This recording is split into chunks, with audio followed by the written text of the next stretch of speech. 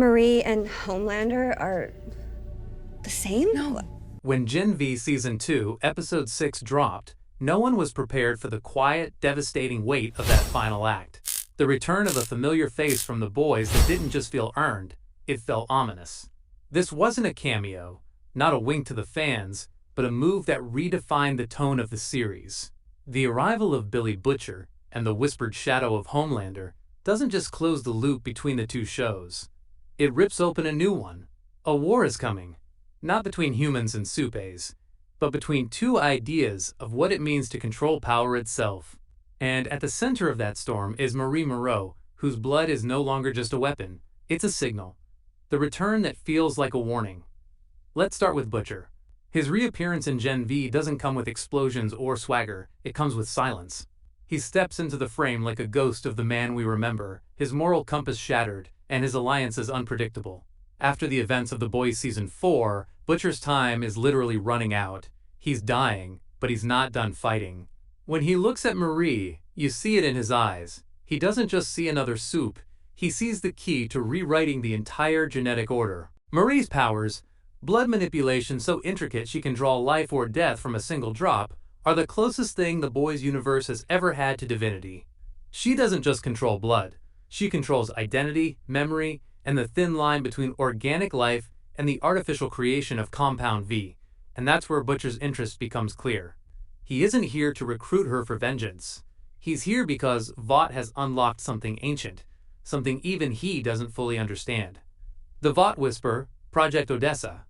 For 6 episodes, Gen V Season 2 has teased Project Odessa in the background, a term dropped in encrypted files, whispered by Cypher, and hinted at in Shetty's posthumous research logs. It's not a virus, it's not a cure, it's a convergence, an attempt to blend biological and psychic control into a single superhuman network.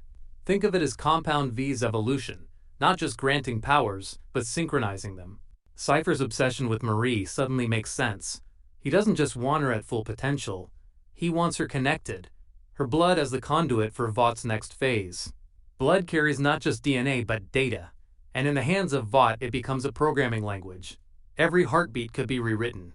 Every supe could be switched on or off like code. But that's only half the story. Cypher himself isn't just a manipulator.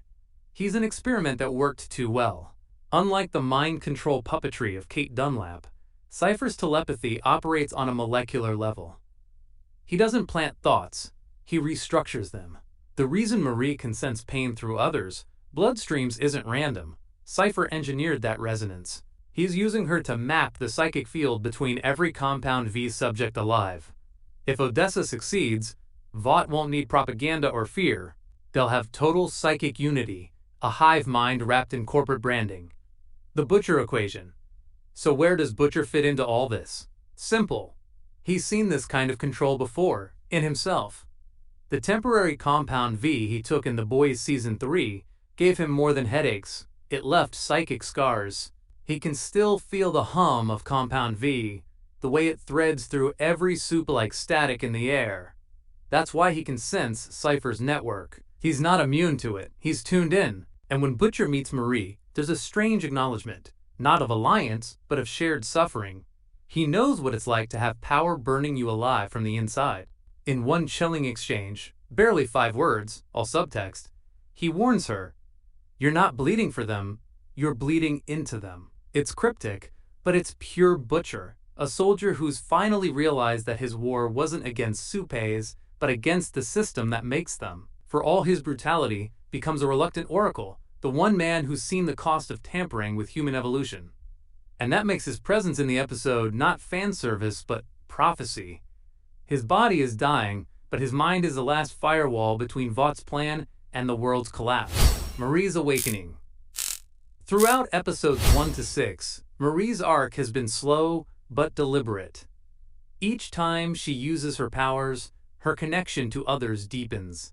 In episode 3, when she stopped a hemorrhage without touching the victim, it wasn't just medical instinct, it was telepathic empathy. In episode 5, she heard blood voices carried through it. That was Cypher's doing. He's been amplifying her signal, preparing her for Odessa without her knowing. By episode 6, Marie's powers evolve beyond anything we've seen. She can momentarily freeze all supes in a 30-foot radius, their blood pulsing in sync with her heartbeat. That's not power, that's control, and the fact that she hates it makes her dangerous. She's the only one with a conscience inside a system built on corruption. Cypher, ever the chess player, doesn't try to stop her rage. He nurtures it. Because for Project Odessa to work, Marie has to break emotionally. A stable mind resists synchronization. A fractured one becomes a beacon. He needs her angry, he needs her bleeding, and he's been orchestrating her trauma from the start. The shadow of Homelander. Then there's Homelander, who appears not in person, but as a voice, a flash, a hallucination. When Cypher manipulates Marie's subconscious in episode 6, she hears Homelander's voice saying, "You're not a hero, you're the cure." It's not random. Cypher is blending her memories with Homelander's recorded data from the Red River Institute, the same place where she and her sister were studied as children. Here's the terrifying part. Vought used Homelander's DNA as the baseline for every Compound V experiment that came after him. Which means, in a horrifyingly poetic sense, Marie is his genetic echo. Her blood recognizes his. Project Odessa isn't about replacing Homelander. It's about replicating him, piece by piece, across every supe on the planet. Marie's blood is the seed, Cypher's mind is the soil, and Butcher, he's the blade that's meant to cut it all down. But even he hesitates, because for the first time, the enemy isn't a person. It's evolution itself, the sister connection. Remember Marie's sister, Annalisa? Her disappearance in Season 1 wasn't an accident. She wasn't taken. She was absorbed into Odessa. Cypher found her first. Annalisa's powers were the prototype for what Marie became. She could communicate through bloodstream frequencies, literally speaking through cells.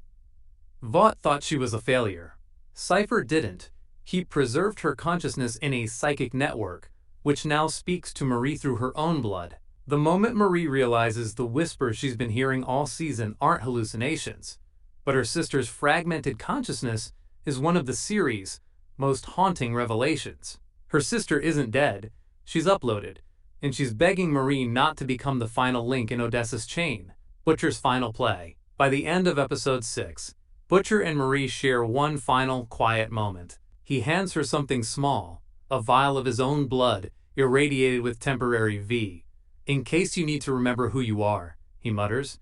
It's a warning and a gift. That blood is a key. It can shut down the Odessa network for good, but at the cost of Marie's life. Cypher knows this. He smiles, confident she won't use it. Because that's how he wins, not through domination, but through faith.